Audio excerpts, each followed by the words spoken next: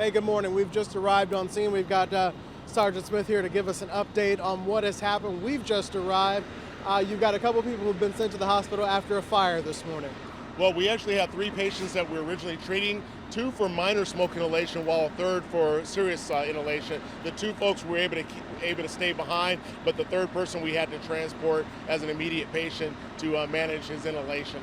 All right. So, what time did this start, and do we know how it started? Well, it started about 5:30 this morning, and of course that's any time between 11 o'clock and about 5:30 in the morning are really important times when it comes to residential fires. And so, of course, the concern we have is whether or not there are people left inside asleep.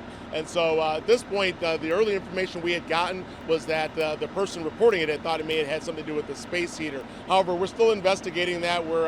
That, of course, will have a high index of suspicion for us, but we're going to continue to investigate, determine what the cause was. All right. And then, as far as the damage to the house, it's dark, and we'll maybe get a better look in between us here. That's the house here on the corner.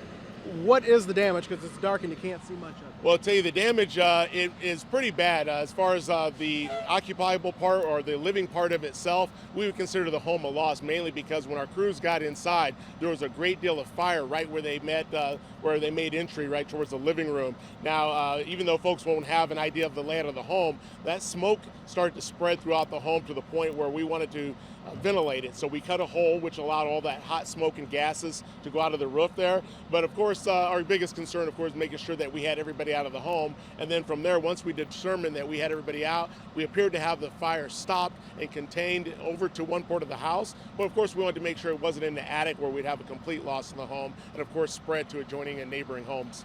All right, Sarge, thank you very much. We'll take this one glass half full. A lot of damage to the house, but everyone is still alive this morning. At least one person transported to the hospital for some heavy smoke inhalation. We'll bring you more updates when we get them right here on Good Morning Arizona.